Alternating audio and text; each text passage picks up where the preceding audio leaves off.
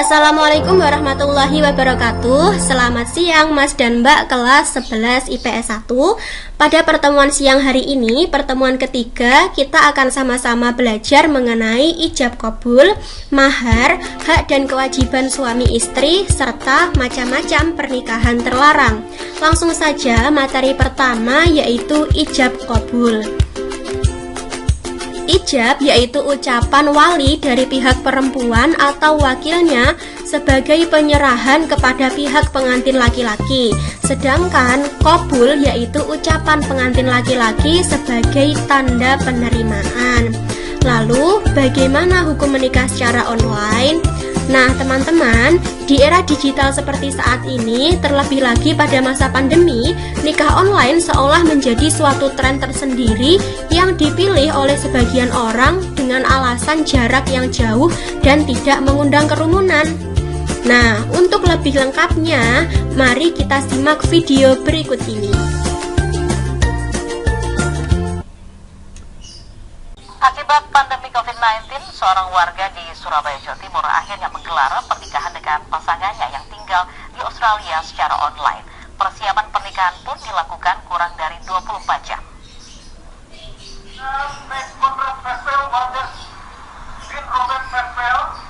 Saya nikahkan dan saya kawinkan engkau dengan Ananda Safira Iraprana Gayatri binti John Hermana dengan mas kawinnya. Beginilah suasana saat pernikahan secara virtual atau online digelar keluarga Joni Hermana di rumahnya di Surabaya, Jawa Timur pada 20 Juni lalu. Pernikahan online Safira Gayatri dan warga negara Australia Max Weldon ini hanya dihadiri keluarga dan kerabat dekat saja. Pasangan Safira dan Max Weldon sebenarnya sudah merencanakan pernikahan mereka sejak akhir tahun 2019 lalu. Mereka memilih tanggal 20 Juni 2020 sebagai tanggal pernikahan mereka. Persiapan pernikahan pun sudah mencapai 70%, namun karena pandemi corona, pernikahan secara langsung dan bertatap muka pun tidak bisa dilakukan. Setelah berkonsultasi dengan sejumlah pihak termasuk pemuka agama, pasangan beda budaya dan negara ini pun akhirnya sepakat menggelar pernikahan secara online. Meski sempat terkendala jaringan internet, pernikahan unik yang persiapannya kurang dari 24 jam ini pun berjalan lancar. Nah, teman-teman, setelah menyimak video tadi, bagaimana pendapat kalian mengenai hal ini? Bagaimana pelaksanaan pernikahan jika kedua mempelai berada di tempat yang berbeda dan jaraknya jauh? Bolehkah pernikahan dilaksanakan secara online? Lalu, bagaimana jika di tengah pelaksanaan ijab kabul online sinyalnya buruk? Jadi, teman-teman, dalam ijab kabul terdapat 4 orang yang harus hadir secara jasad. Yang pertama yaitu wali nikah, yang kedua mempelai pria, dan yang ketiga yaitu 2 orang saksi. Kemudian biasanya akan muncul pertanyaan, bagaimana jika calon suaminya jauh dan wali nikahnya berada di tempat yang terpisah? Maka calon suami bisa mewakilkan kepada orang lain untuk menjadi wakil dalam akad nikahnya. Misalnya, Syukron ingin menikah dengan Resti, sedangkan Syukron berada di Palembang. Sementara wali nikah dari Resti yaitu Pak Bejo berada di Solo. Maka Syukron bisa mewakilkan kepada seseorang yang dipercayai untuk melaksanakan akad nikah atas namanya. Misalkan dalam hal ini Syukron memilih Andre untuk mewakili dirinya. Maka Syukron berkata kepada Andre, "Andre, kamu jadi wakil nikah saya ya untuk ijab kabul dengan Pak Bejo." Sehingga ketika ijab kabul nanti, Andre akan mengatakan, "Saya terima nikahnya untuk yang mewakilkan kepada saya yaitu Ustadz Syukron dengan mahar sekian-sekian." Begitupun juga dengan wali nikah.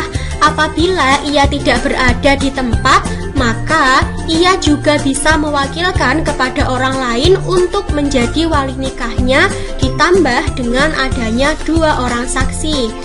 Jadi, si wali mewakilkan kepada seseorang yang berada di tempat adanya mempelai pria untuk menikahkan anak perempuannya dan mendatangkan 2 orang saksi yang menyaksikan perwakilan tersebut.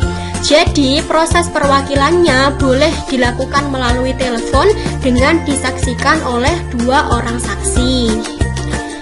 Si wali ini berkata kepada orang yang dipilih untuk mewakilinya, "Saya wakilkan kamu untuk menikahkan putri saya dengan laki-laki yang bernama Fulan-Fulan dengan mas kawin sekian, kemudian diterima oleh orang yang di sana, maka pernikahan boleh langsung dilaksanakan." Maka wakil itu, orang yang telah ditunjuk oleh si wali, melafalkan akad dan di sisinya, di tempat ia berada ada 2 orang saksi, maka pernikahan sudah dianggap sah. Jadi teman-teman, perwakilannya bisa atau boleh menggunakan telepon dengan disaksikan oleh 2 orang, namun pelaksanaan pernikahannya dilaksanakan secara langsung. Jadi teman-teman, dalam hal pelaksanaan ijab qabul dengan posisi atau jarak yang berjauhan bisa dilaksanakan dengan cara taukil wali dan juga taukil mempelai pria. Lalu, bagaimana dengan pelaksanaan ijab qabul via internet? Jadi teman-teman, dalam hal pelaksanaan ijab qabul via internet terdapat perbedaan pendapat di antara ulama. Pendapat yang pertama mengatakan bahwa pernikahan yang dilakukan via internet itu sah, sedangkan pendapat kedua mengatakan tidak sah. Pendapat pertama mengatakan sah dengan syarat tidak ada unsur penipuan, terpercaya, tidak ada unsur ris, unsur aniaya, maupun unsur-unsur lain yang kira-kira membuat akad rusak. Sedangkan pendapat kedua yang mengatakan tidak sah beralasan karena tidak berada dalam satu majelis sehingga antara ijab dan qabul terputus atau putus, tidak langsung beriringan. Jadi teman-teman, jika ada yang pasti tidak ada khilaf, kenapa harus pusing-pusing memikirkan nikah online?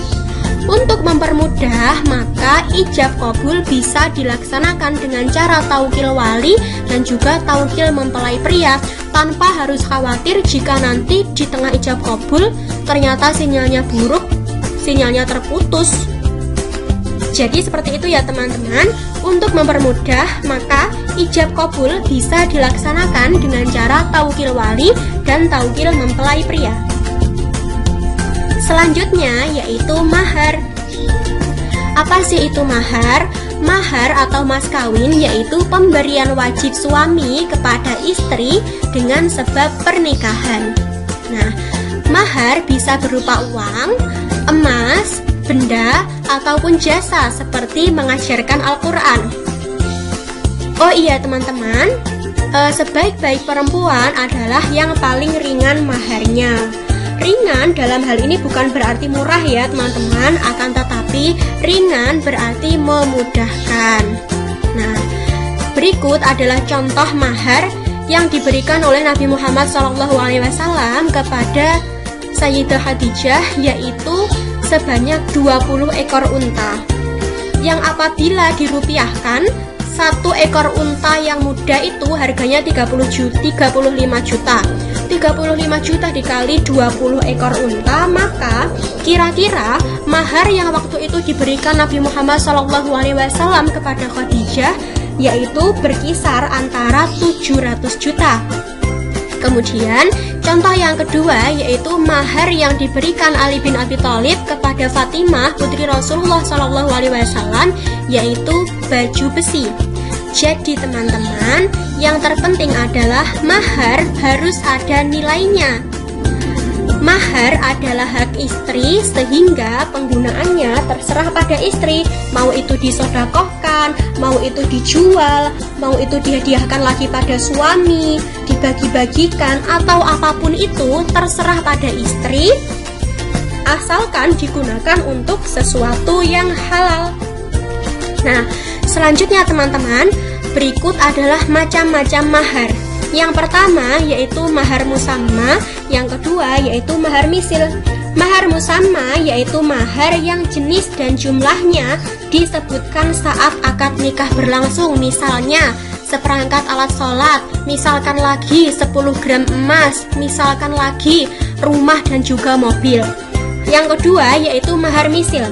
Mahar misil yaitu mahar yang jenis atau kadarnya diukur sepadan dengan mahar yang pernah diterima oleh anggota keluarga atau tetangga terdekat ketika mereka melangsungkan akad nikah dengan melihat status sosial, umur, kecantikan, gadis atau janda.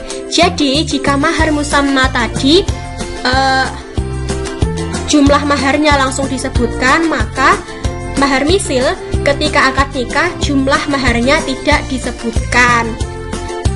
Selanjutnya yaitu cara membayar mahar, yaitu wajib dibayar seluruhnya dan wajib dibayar separuh. Nah, kemudian di sini ada hak dan kewajiban suami istri. Terdapat kewajiban bersama antara suami dan istri, kewajiban suami sendiri dan juga kewajiban dari istri sendiri. Yang pertama yaitu kewajiban bersama suami istri. Yang pertama yaitu mewujudkan pergaulan yang serasi, rukun, damai, dan saling pengertian. Yang kedua, menyayangi semua anak tanpa diskriminasi. Dan yang ketiga, memelihara, menjaga, mengajar, dan juga mendidik anak. Selanjutnya, kewajiban suami. Yang pertama yaitu memberi nafkah. Jadi, yang wajib mencari nafkah adalah suami. Namun, apabila istri ingin membantu suami dan juga suami mengizinkan, maka dibolehkan. Asalkan dengan bekerjanya istri tidak menghalangi ia untuk melaksanakan semua kewajibannya terhadap suami dan juga keluarganya. Yang kedua yaitu bergaul dengan istri secara baik. Yang ketiga memimpin keluarga. Dan yang keempat mendidik keluarga. Selanjutnya kewajiban istri. Yang pertama yaitu mentaati suami. Yang kedua menjaga kehormatan, baik kehormatan dirinya, kehormatan suami maupun kehormatan keluarganya. Yang ketiga yaitu mengatur rumah tangga. Dan yang keempat yaitu mendidik anak. Lanjut pada macam-macam pernikahan terlarang. Yang pertama yaitu nikah mut'ah atau kawin kontrak, yaitu pernikahan antara laki-laki dan perempuan dengan menyebutkan batas waktu tertentu ketika akad nikah. Misalnya 1 minggu, 1 bulan, 1 tahun, dan seterusnya, yang apabila telah sampai pada waktu yang ditentukan, maka pernikahan itu akan putus dengan sendirinya. Yang kedua yaitu nikah syighar atau kawin kontrak, yaitu seorang perempuan yang dinikahkan walinya dengan laki-laki lain tanpa mahar, dengan perjanjian bahwa laki-laki itu akan menikahkan wali perempuan tersebut dengan wanita yang berada di bawah perwaliannya. Contohnya yaitu, saya nikahkan Anda dengan anak perempuan saya dengan syarat Anda menikahkan saya dengan anak perempuan Anda. Yang ketiga yaitu nikah tahlik atau nikah settingan. Kenapa saya menyebutnya dengan nikah settingan? Karena pernikahan ini merupakan pernikahan yang dilakukan dengan tujuan untuk menghalalkan perempuan yang sudah ditalak 3 oleh mantan suaminya untuk kembali bisa dinikahi lagi oleh si mantan suami. Misalkan Pak Amron dan Bu Santi adalah sepasang suami istri. Kemudian Pak Amron telah menceraikan Bu Santi dengan talak 3. Karena menyesal, maka Pak Amron membuat kesepakatan dengan Pak Bejo agar Pak Bejo mau menikahi Bu Santi kemudian menceraikannya, dengan tujuan agar Pak Amron bisa menikah kembali dengan Bu Santi. Yang keempat yaitu pernikahan beda agama. Sudah jelas ya bahwasannya seorang muslim tidak boleh menikah dengan non-muslim, seorang muslimah juga tidak diperbolehkan menikah dengan non-muslim. Materi hari ini kita cukupkan sampai di sini. Thanks for watching. Terima kasih sudah menyimak video ini. Tetap semangat.